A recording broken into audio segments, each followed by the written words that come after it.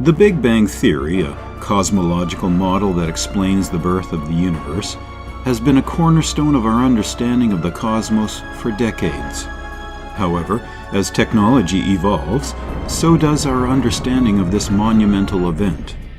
The latest tool to aid in this exploration is the time machine, the James Webb Space Telescope, or JWST, which is revolutionizing our understanding of the Big Bang Theory and our origins of the universe. Webb's ability to view the universe at infrared wavelengths has opened up new avenues of research in cosmology. Scientists are now able to look further back in time to see the first galaxies that formed in the early universe, with a level of detail that was previously unimaginable. This has enabled researchers to delve deeper into the mysteries of the universe, uncovering new insights about the Big Bang and the early universe. In other words, it's time to revisit the Big Bang Theory. Join us today as we dig deep into how the James Webb Space Telescope just upended our understanding of the cosmos. Perhaps the greatest achievement of the late 20th and early 21st century astrophysics is the arrival of a consensus model of the entire universe, the lambda-CDM cosmology. For countless generations of humans, we've marveled at questions such as, what is the universe? What makes it up? How far, to the limits of what it's possible to observe, does it go on for? How did it come into existence, and how long ago? How did it grow up to be the way it is today? And what will its ultimate fate be? Today, after unprecedented measurements of galaxies all throughout cosmic history, all sky imaging of the universe at microwave wavelengths, and thousands upon thousands of supernovae and other transient events all across the universe, we finally have our answers to these questions. Our universe is made of 68% dark energy, 27% dark matter, and just 5% normal stuff. And it all began from a small, dense, nearly perfectly uniform state some 13.8 billion years ago, in a hot Big Bang, and has been expanding, cooling, and gravitating ever since. At least, that's the consensus picture. Recently, however, a challenge to that picture has gotten some pretty popular attention, based on the latest findings from the James Webb Space Telescope, whose unprecedented infrared eye has been rewriting what we thought we knew about the early universe. Astronomers have long thought that the newly minted galaxies that began merging together just after the Big Bang, about 13.7 billion years ago, were too fragile to boast any noticeable structures like spiral arms, bars, or rings. Those galactic features were thought to form during a time at least 6 billion years after the Big Bang. According to the new study, however, these delicate shapes could have manifested as early as 3.7 billion years after the Big Bang, which is almost at the beginning of the universe.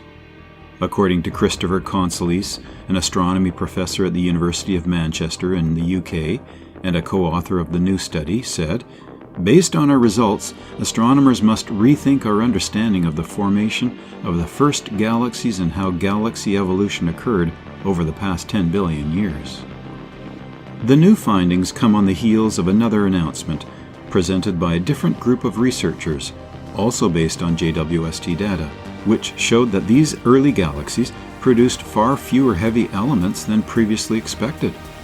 However, the relationship between a galaxy's chemical composition and its evolution into a well-defined structure is not very well understood. Much of scientists' previous understanding of the galaxy evolution came from data gathered by the Hubble Space Telescope, or HST, which is legendary in its own right, but still has only so much resolution. While the HST data showed early galaxies had irregular shapes, as was expected during galaxy mergers, higher resolution data from the JWST is peering deeper into the universe to reveal that those early galaxies actually had well-defined structures, like our own Milky Way. The new findings were based on an analysis of 3,956 galaxies, which astronomers say is the biggest sample that has been studied thus far with JWST data.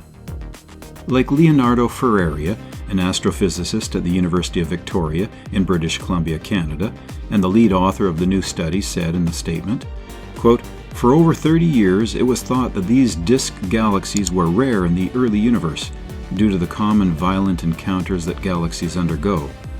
The fact that JWST finds so many is another sign of the power of this instrument, and that the structures of galaxies from earlier in the universe, much earlier in fact, than anyone had anticipated," he said. According to the new study, the team classified the sample set of close to 4,000 galaxies from the early universe by shape, like disks, point sources, and spheroids. Team members further classified them as smooth or structured, with galaxies in the latter group featuring bursts of star formation and indications of mergers with other galaxies. Results showed that relatively well-defined structures in the universe form a lot quicker than previously thought, following what is known as the Hubble sequence, which is the standard classification of galaxies by their visual properties as ellipticals, lenticulars, and spirals. The latest findings suggest a need for new ideas that explain how galaxies evolved over the past 10 billion years. And that wasn't something scientists really expected. But the standard model of the universe in cosmology just got even more falsifying as we reconsidered Webb's previous discoveries. Not only is the James Webb Space Telescope finding galaxies forming 200 to 500 million years after the Big Bang, but also that they are bigger and brighter than astronomers expected. As a quick note, the farthest galaxies seen by the telescope are also some of the earliest galaxies in our universe. The Webb telescope can see them because it is picking up the faint light emitted by them. By the time the light from these far reaches of the universe approaches the telescope, it is in the infrared range of light and no longer viewable to the naked eye. This light has been traveling a long time by the time it reaches the telescope. For reference, it takes around 8 minutes for light to travel from the Sun to your eye. Light from Proxima Centauri, the nearest stellar neighbor of the Sun, takes a little over 4 years to reach us here on Earth. But light is a double-edged sword in the context of these galaxies. It's what lets us study the galaxies, but there's so much more of it than astronomers would have expected. The brightness of a galaxy can be related to its mass, because a galaxy's light comes from stars.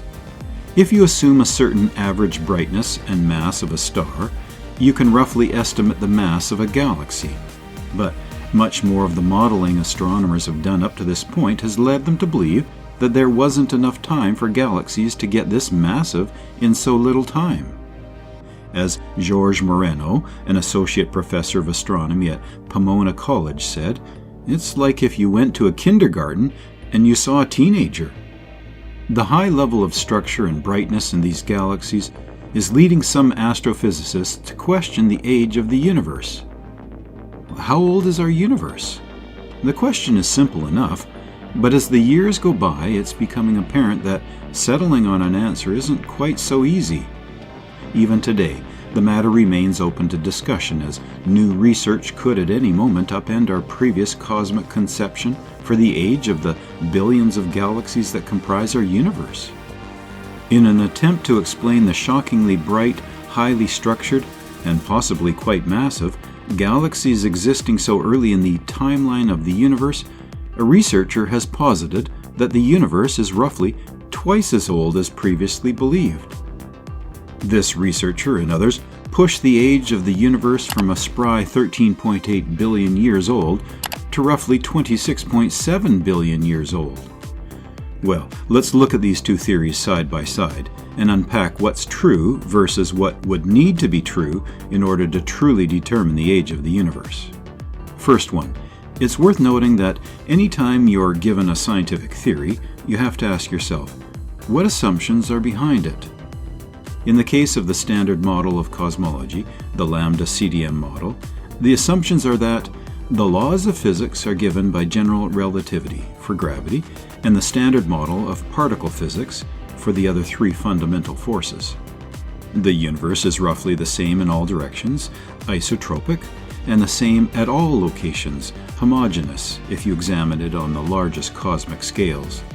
And that in addition to the known particles that make up our conventional notions of matter and radiation, there also exists some form of dark matter and some form of dark energy, both of which contribute to the universe's expansion, and where dark matter not only aids in, but dominates, the formation of large-scale structure.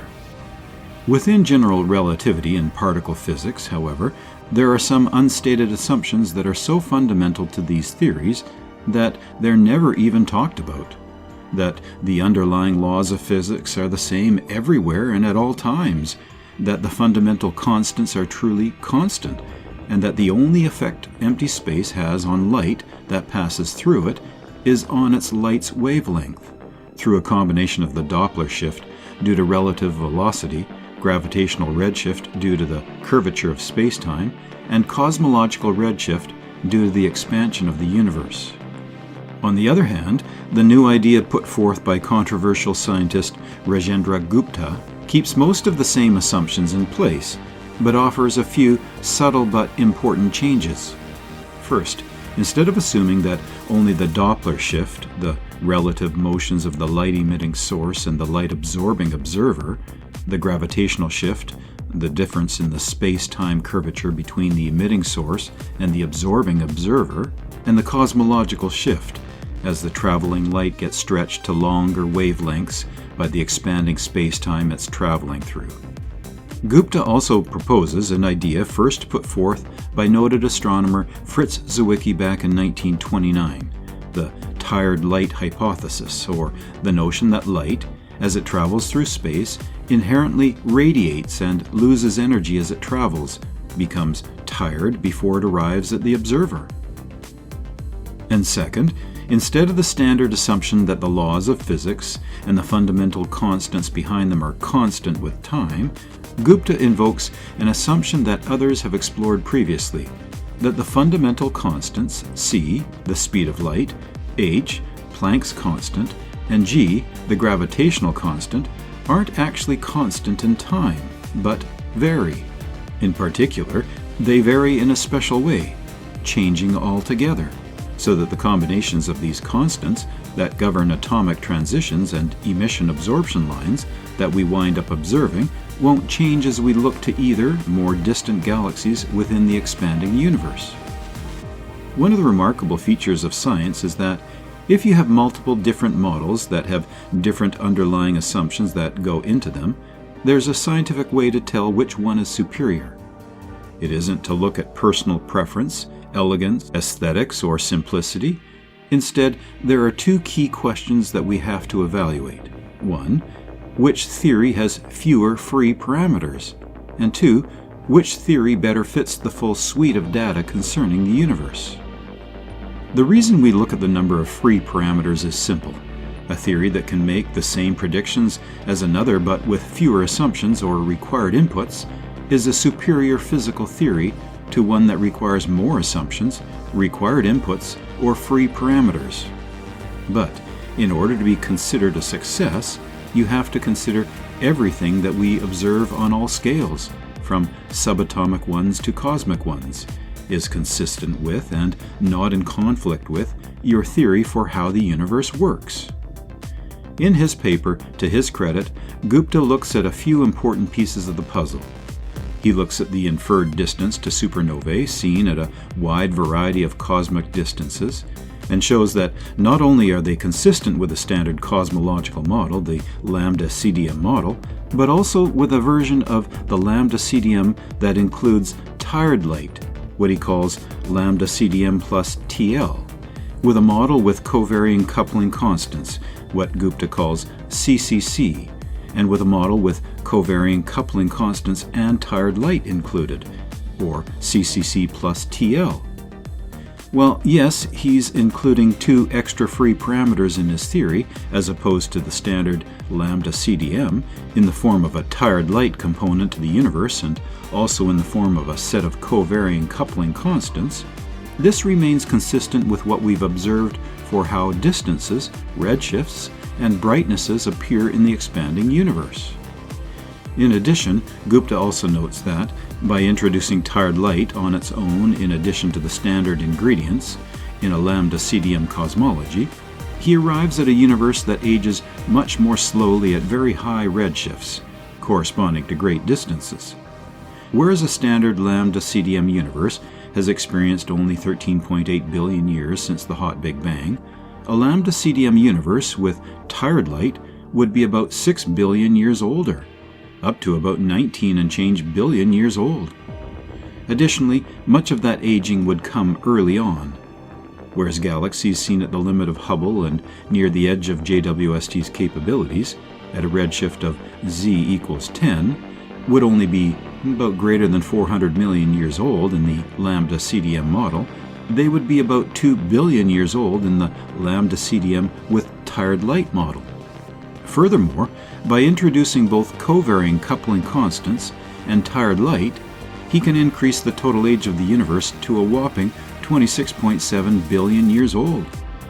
At a redshift of z equals 10, instead of greater than 400 million or even greater than 200 billion years, the universe would already be about more than 600 billion years old, an impressively very large figure. Gupta contends that whereas JWST has shown us galaxies that appear brighter, more massive, and more evolved than they had been expected to be seen so early on, his modified cosmology, with tired light and varying coupling constants, these galaxies suddenly fall into line with expectations. But as we said earlier, science isn't about solely looking at the data points that favor your explanation. That's what we call cherry picking, and that's a surefire way to lead us towards biased conclusions. There are key pieces of evidence that would show up if either light got tired as it traveled through the universe, and or if the fundamental constants have changed as the universe has evolved. They would show up in extremely telling ways, and we can actually list a few of them off before looking at the evidence that the universe itself presents on these fronts. Here are 4 of the most major ones. Number 1. Tired light would add a blurring effect to distant galaxies. When Zwicky first proposed the tired light idea in 1929, it was one of the few astronomical ideas that wasn't viable even at the moment it was proposed. The reason? Zwicky himself recognized, even prior to publishing the idea, that if there was something causing the light to get tired, i.e. something for it to interact with and that caused it to lose energy, then more distant objects wouldn't just appear redder, as their light's lost energy would deboost it to longer wavelengths, but would also appear blurrier. In fact, those more distant objects would be blurred by a greater amount than observations would have permitted. Look at this image here. You can see 2 objects. One that's a massive foreground object at a relatively shallow redshift, and one that's a much more distant background object at a much higher redshift. If the tired light scenario played any role in causing the redshift of these objects, the more distant objects would be more severely blurred. Yet, in this, as well as other images that show nearby and high redshift objects together, no such blurring has ever been observed. The universe doesn't get blurrier the farther back we look. The optical limits of our telescopes and observatories shows that, 100% of the observed redshift is cosmic. Number 2. Tired light would eliminate cosmological time dilation. Here's a fact that we don't often think about. The more redshifted an object's light is, the more time it takes for the same number of emitted wavelengths to be seen by the distant observer.